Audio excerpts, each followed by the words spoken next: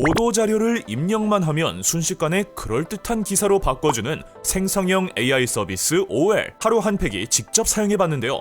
최근 배포된 언론중재위원회의 보도자료를 넣고 권위 있는 기사체, 젠Z 세대 대상, 이모지 사용하지 않음 선택 후 문체 바꾸기 버튼을 클릭하니 1초, 2초, 3초, 약 20초 만에 기사 하나가 뚝딱 작성됐습니다. 같은 기사로 세련된 뉴스레터체, 초등학생, 이모지 사용을 선택했더니 금세 완전히 다른 문체의 글이 만들어집니다. 심지어 꽤나 어려운 내용도 맥락을 정확히 파악해서 이해하기 쉽게 풀어냈습니다. 실제 보도자료를 바탕으로 기사를 작성할 때 이러한 서비스를 활용한다면 정말 편리할 것 같은데요. 그런데 AI가 이렇게 단순히 문체만 바꿔주는 게 아니라 각종 정보를 취합해 진짜 기사를 써낸다면 우리는 과연 그 기사를 믿을 수 있을까요? AI를 활용한 기사 작성은 이미 세계적인 추세입니다. 찰리 베켓 런던 정치경제대 교수가 지난해 46개국 105개 언론사를 대상으로 조사한 결과 응답 언론사의 85%가 AI를 활용하고 있다고 답했죠. 국내 여러 언론사도 뉴스룸에 AI 기술을 도입하고 있습니다. 특히 조선일보는 벤처기업과 협업해 AI 어시스턴트라는 프로그램을 개발했는데요. 기자들의 내부 보고 내용이나 보도 자료를 입력하면 자동으로 기사 초고를 작성해주는 시스템입니다. 직접 사용해본 기자들의 평가는 꽤나 긍정적입니다. 조선일보 노조는 AI 어시스턴트가 작성한 기사의 완성도가 대체로 높은 편이라고 설명했죠. 실제로 기자들이 AI를 잘 활용만 한다면 방대한 데이터 속에서 뉴스 가치가 있는 사건을 선별해 취재에 나설 수 있고 단순 업무에서 벗어나 심층 취재와 보도에 더욱 집중할 수도 있죠. 그러나 아직은 우려되는 점이 더 많습니다. 심지어 진실을 본질로 하는 저널리즘에 있어선 치명적인 단점이기도 하죠. 첫째, 차별의 위험성. AI가 편향적인 데이터를 학습하면서 편견을 내재화할 수 있고 이로부터 차별이 생길 수 있다는 건데요. 이럴 경우 기자의 의도와 관계없이 독자들에게 특정 인물, 인종, 단체 등에 대한 부적절한 내용 등이 전달될 수도 있습니다. 둘째, 허위 정보의 생성과 확산. AI의 본질은 데이터를 수집하고 분석하는 건데요.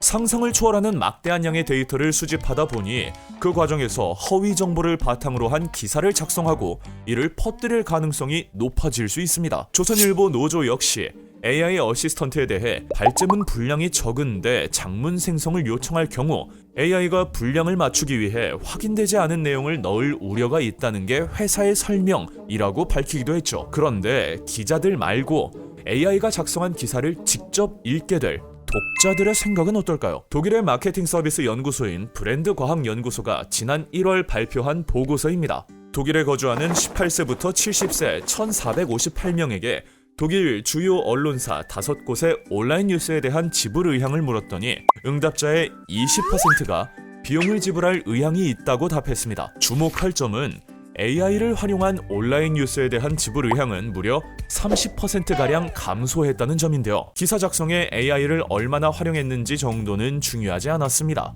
AI 기사에 대한 독자들의 낮은 신뢰도를 보여주는 결과죠. 실제로 전문가들은 AI 저널리즘 환경 속에서 기자의 역할은 더욱 중요해질 것이라고 예상합니다. 결국 기자가 기사의 사실 여부를 최종적으로 확인하는 검증자이자 책임의 주체가 되어야 한다는 건데요. 찰리 베켓 교수는 한 인터뷰에서 AI 혼자 작동하도록 내버려둬서는 안 된다면서 AI가 광범위하게 활용될 것은 자명하지만 앞으로 인간적인 요소가 더욱 중요해질 것이라고 말했습니다. 하루가 다르게 발전하는 AI 기술이 가져올 새로운 저널리즘의 미래는 어떻게 될까요?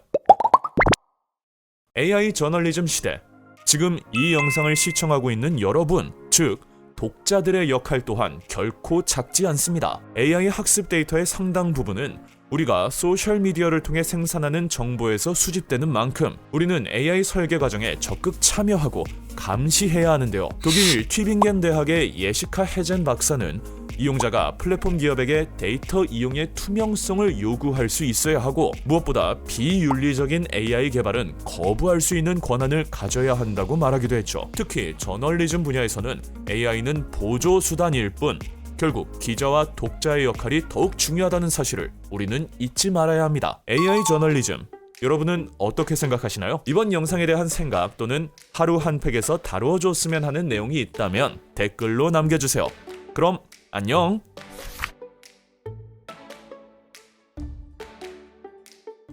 실업자 100만 시대 그런 건 잘 모르겠고 그 숫자가 차라리 통장잔고였으면 좋겠어. 안 그래도 좁은 취업문.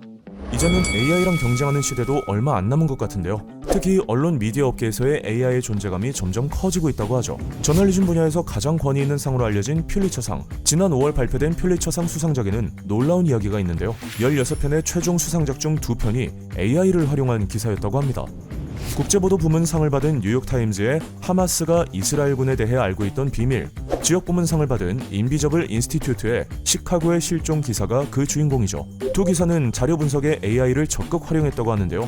뉴욕타임즈는 인공위성 사진에서 대형 폭탄 분화구를 식별하는 데 AI를 활용했다고 합니다. 그 결과 이스라엘이 민간인에게 안전을 위해 대피하라고 한 지역에 실은 2,000파운드에 달하는 대형 폭탄이 있었다는 사실을 폭로할 수 있었죠. 인비저블 인스티튜트는 AI 주디를 활용해 3만 건에 달하는 경찰에 대한 불만사항 문건을 분석해 패턴을 찾았고 54건의 경찰 위법 행위를 밝혀냈다고 하고요. 스포츠나 주식 시황, 날씨 안내 기사 등에만 제한적으로 사용될 거라 예측됐던 AI 기술이 탐사 보도에도 활용됐다는 점에서 새로운 평가를 받고 있습니다. 우리나라에도 AI를 활용한 뉴스 영상을 쉽게 찾아볼 수 있는데요. AI 앵커가 메인 뉴스를 진행하는 장면 보셨나요? 국내 방송사에서는 MBN이 최초로 딥러닝 기술을 장착한 AI 앵커를 도입했죠. 당시 김주하 아나운서를 똑 닮은 모습으로 많은 시청자들에게 신선한 충격을 줬는데요. 올해로 5년차가 된 김주하 AI 앵커는 저녁 7시 메인 뉴스가 시작할 때 헤드라인을 읽어주는 역할을 하며 여전히 활약 중이라고 합니다. 지역 민영방송에서도 AI 앵커 도입이 활발한데요. 지난 6월 기준 지역 민방 2곳 중 한 곳꼴로 AI 앵커를 도입했거나 도입을 검토 중이라고 해요. 지난 3월 24일 CJB 청주방송이 제일 먼저 주말 뉴스에 AI 앵커를 도입했고요. 5월 11일부터는 JIBS 제주방송이 그 대열에 합류했죠. G1 방송도 지난 6월 15일부터 토요일 뉴스에 AI 앵커를 활용하기 시작했고 KNN은 7월 시범 도입을 준비하고 있다고 하네요. 방송사에서의 AI 활용은 기자나 앵커 영역을 넘어서고 있는데요. PD, 감독 직군에도 AI가 투입되기 시작했습니다. 대표적으로 MBC가 지난 2월 27일 세계 최초로 AI PD가 연출한 프로그램을 선보였죠. 엠파고라는 이름의 PD가 MBC에 입사해 직접 예능 프로그램을 연출한다는 콘셉트인데요. 신입사원 엠파고는 챗 GPT 기반의 채팅창으로 선배 PD들과 만나 예능 PD로 거듭나기 위한 교육을 받죠. 이러한 과정을 거쳐 엠파고는 인간 PD처럼 자기만의 프로그램을 기획하고 출연자를 인터뷰할 뿐만 아니라 영상 편집도 하는데요.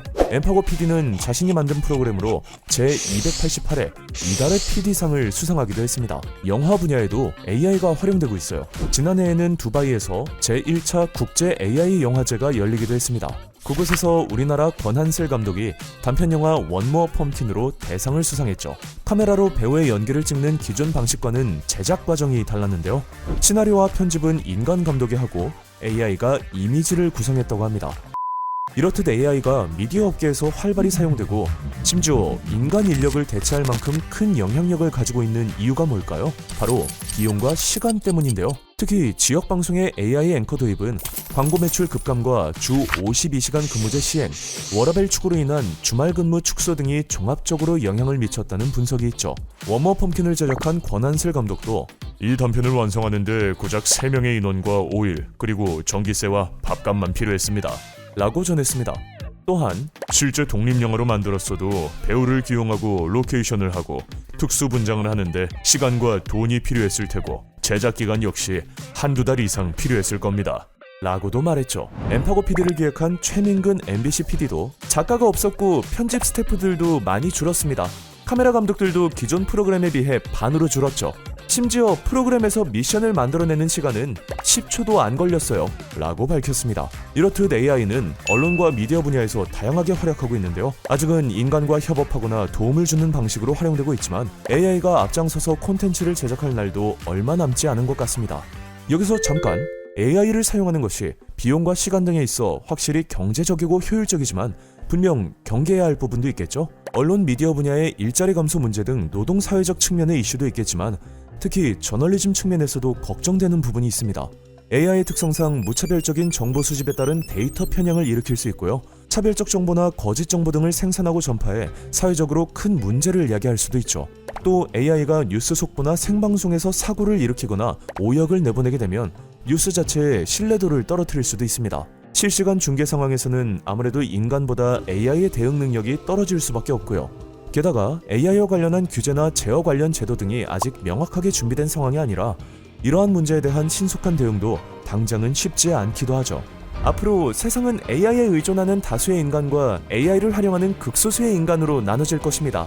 그 격차는 순식간에 점점 벌어지겠죠. 이미 미디어 시장은 AI의 습격으로 요동치고 있습니다. AI가 가져올 재앙을 걱정하고 외면할 게 아니라 어떻게 활용해서 인간 삶의 스펙트럼을 확장시킬지 고민해야 할 때입니다. 엠파고 PD를 기획한 최민금 PD가 한 말인데요. 현재 논의 중인 AI 기본법을 비롯해 앞으로 다가올 인공지능 환경에 대한 논의가 더 활발히 이루어져야 할 것 같습니다. 잘 사용하면 매우 효율적이고 편리한 도구가 될 수 있지만 자칫 허위 조작 정보의 전파 같은 저널리즘의 기본을 무너뜨리는 일이 생기거나 인격권 침해 같은 심각한 문제를 가져올 위험성도 있는 만큼 언론 미디어 분야의 AI 도입과 사용에 대해 활발한 토론과 논의가 계속되어야 하겠습니다.